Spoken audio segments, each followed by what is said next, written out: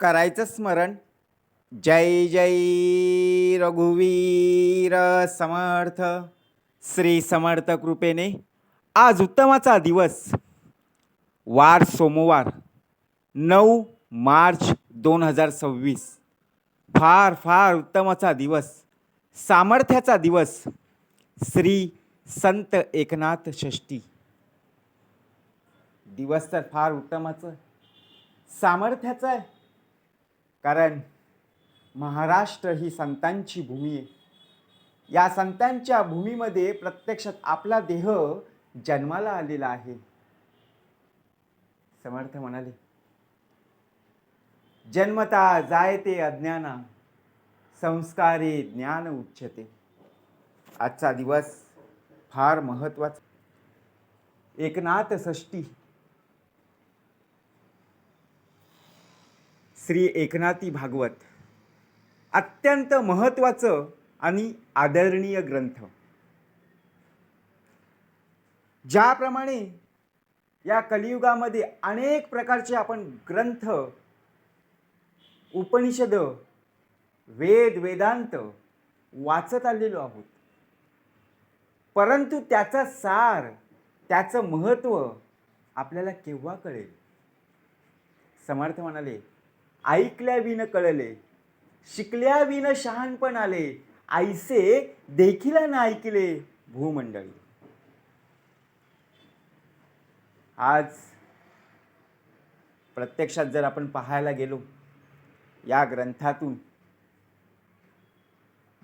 प्रत्यक्षात भगवंतावर अखंड श्रद्धा व भक्ती ठेवण्याचा बघा प्रत्यक्षात संदेश प्राप्त करून दिलेला आहे.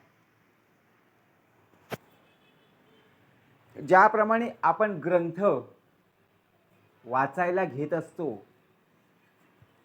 तेव्हा त्या ग्रंथावरती बघा, ज्याप्रमाणे आपण पहिलं पान, ग्रंथामधलं पहिलं पान जेव्हा आपण उघडतो,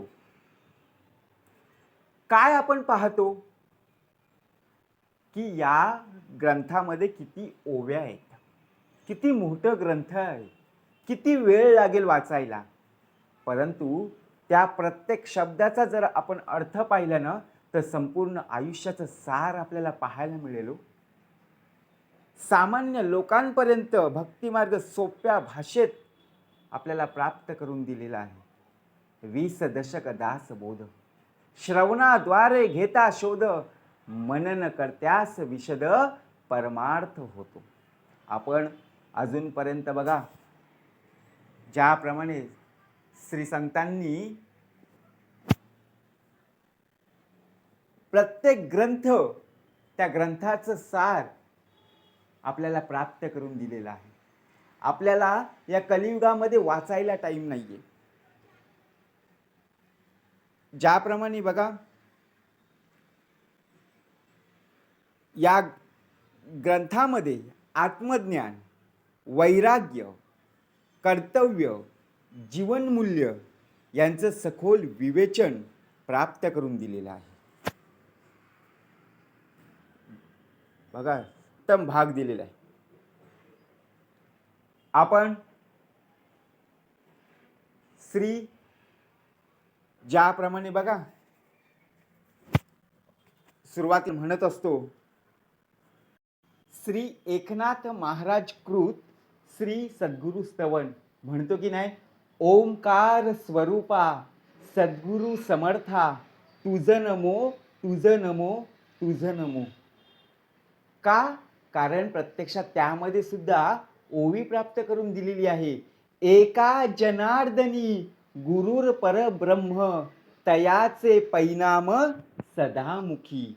समर्थ म्हणाले, बघा उत्तमाचा भाग दिलेला आहे. ओम नमो जी जनार्दना, नाही भव अभव भावना, न देखुनी मितुपना, नमन श्री चरणा श्री सद्गुरु राया. ओंकार स्वरूपा श्री जनार्दन स्वामींना नमस्कार असो. हे सद्गुरु जनार्दना, तुमच्या स्वरूपात आदि अंतांची कल्पनाच संभवत नाहीये. अशा आपल्या श्री चरणाला मी तूपणाचा भाव सोडून नमस्कार करतो. बरोबर की नाही? आपण आत्ताच्या या कलियुगामध्ये मीपणा, अभिमान घेऊनच बघा प्रत्यक्षपणे जगत आहोत. नमन श्री एकदंता, एकपणे तुची आता, एकी दावीसी अनेकता, परी एकात्मता न मोडे. आपल्याला ऐकायला आता कंटाळा येतोय, बरोबर की ना, आळसपणा येतोय, परंतु एखादं गाणं लागू दे, पुन्हा पुन्हा ते आपण ऐकतोय, बरोबर की नाही, वन्स मोर म्हणतोय, परंतु या ज्या ओळी आहेत, ओव्या आहेत, त्या ऐकायला आपल्याला कठीण वाटत आहेत. कारण श्री एकदंता गजानना तुलाही मी नमस्कार करतो, कारण एकात्मतेने एकामध्येच अनेकता दाखवित आहेस, तरीही अद्वैत मोडत नाही. तुझ्यामध्ये सर्व चरांचरांचा वास आहे हो, म्हणूनच तुला लंबोदर म्हणतात ना. याकरिता बघा, सर्वांचा खरा खुरा सोयरा तूच आहेस, विश्वाचा मालक आहे. ही संतांची भूमी आहे, या संतांच्या भूमीमध्ये आपला जन्म प्राप्त झालेला आहे, हे महत्भाग्य आहे. आणि पुन्हा एकदा बघा, या देहाला परमार्थ कसा करावा, आध्यात्मिकाची जोड, श्रवणाची जोड प्राप्त झालेली आहे, हे परमभाग्य आहे. जीव बघा प्रत्यक्षात व्यक्ती भगवंताचं दर्शन घेते, त्याचा संसार हा सुखाचाच होतो. आपण आपल्या आयुष्यात जर पाहायला गेलो, संसारात अडकून राहिलेलो आहोत. विचार जर केला तर प्रत्यक्षात संतांनी सुद्धा उत्तमाची ओवी प्राप्त करून दिलेली आहे. आधी प्रपंच करावा नेटका, मग घ्यावे परमार्थ विवेका. येथे आळस करू नका, विवेकी हो. म्हणूनच तुला विघ्नहर्ता हे उत्कृष्ट नाव शोभते. कारण आत्तापर्यंत ज्या ज्या बघा प्रत्यक्षात अडीअडचणी आल्या, संकट आली, तुझंच नाव आपण बघा प्रत्यक्षपणे आपल्या मुखामध्ये यायचं. म्हणून आनंद हेच खरं बघा सुख आहे. चारी पुरुषार्थ हे चार हात आणि प्रकाशवंतांना प्रकाश देणारा तोच बघा काय भाग दिला असेल. जर आपण विचार जर केला ना, आताच्या या कलियुगामध्ये, आताच बघा परवाच्या दिवशी संत तुकाराम बीच, काय अभंग आहेत. आपल्याला आता वाचणं बघा प्रत्यक्षात पाहायला गेलो तर वेळ मिळत नाहीये. प्रत्येक ग्रंथाचं सार आपण वाचलं पाहिजे, बरोबर की नाही. म्हणून उत्तमाचा भाग दिलेला आहे. सूक्ष्महून सूक्ष्म बघा प्रत्यक्षात काय भाग दिलेला आहे. सूक्ष्महून अत्यंत सूक्ष्म वस्तूमध्येही तुझं अधिष्ठान आहे. ही संतांची कृपा आहे. कारण या जगामध्ये गुरु पाहता पाहता लक्ष कोटी, अनेक प्रकारचे गुरु पाहायला मिळतील, परंतु सद्गुरू मात्र एकच आहे. म्हणून पाहावयास गेलं तर ज्याप्रमाणे आपल्यावरती ओढवणारं संकट असो, बरोबर की नाही, अडचणी असो, तरी सुद्धा आत्मविश्वास सोडायचा नाही. कारण ज्या प्रकारे साखरेची गोडी असते ना, त्याचप्रमाणे आपल्या आयुष्यात सुद्धा साखरेसारखी गोडी संसारात असणं गरजेचं आहे. त्यामध्ये मिठाचा कडा पडू नये. जर एखादा आपण बाजारात जेव्हा जातो तेव्हा दुकानातून बघा आपण दुधाची पिशवी आणतो, दूध आणतो की नाही, आणि ते आणल्यावर गरम ठेवतो, आणि त्यामध्ये जर चुकून बघा मिठाचा खडा जर पडला तर संपूर्ण दूध नासतं, बरोबर की नाही.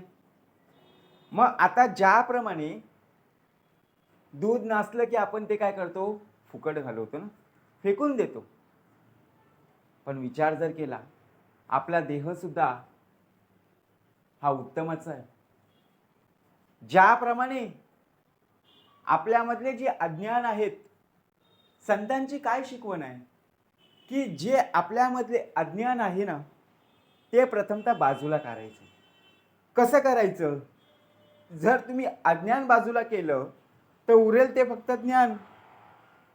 कारण या विश्वामध्ये, या जगामध्ये सर्वजण ज्ञान शिकवायला आले, परंतु अज्ञान बाजूला करणारा प्रत्यक्षात भगवंतच आहे ना. तुम्ही सर्व ज्ञानी मंडळी आहेत, तुम्हा सर्वांना नमस्कार आहे. संतांची काय शिकवण आहे? कुणाच्याही अंतरी लागेल धक्का, ऐसी वर्तणूक करू नका आणि कुणालाही बोलू नका. अनेक ठिकाणी जर पाहायला गेलो तर पारायण, भजन बघा चालूच असतात की नाही. भागवत कथा चालूच आहे. दिवसच आजचा उत्तमाचा आहे. आपल्याला तिथे बसायला कंटाळा येतो, ऐकायला बघा गेलो तर झोप येते. आणि जिथे बघा नवीन चित्रपट येईल या आशेने आपण अगोदरच तिकीट काढून उपस्थित राहतो की नाही. इथे सर्व फुकट मिळत आहे. बघा आजूबाजूला आपल्या घराच्या बाजूला मंदिर आहेत, देवळं आहेत, तिथे आपल्याला जायला कंटाळा येतो. किती मिनिटं हो, 1 तासाचा असेल, 1.5 तासाचा असेल. अहो आपण 3-3 3.5 तास आपण त्या चित्रपटगृहामध्ये राहतो. दोष तिथे नाहीये, दोष या देहाला द्यायचा आहे की खरा देव तो अंतरी चोरलासे, सद्गुरु वीन तो सर्व ठाई न दिसे.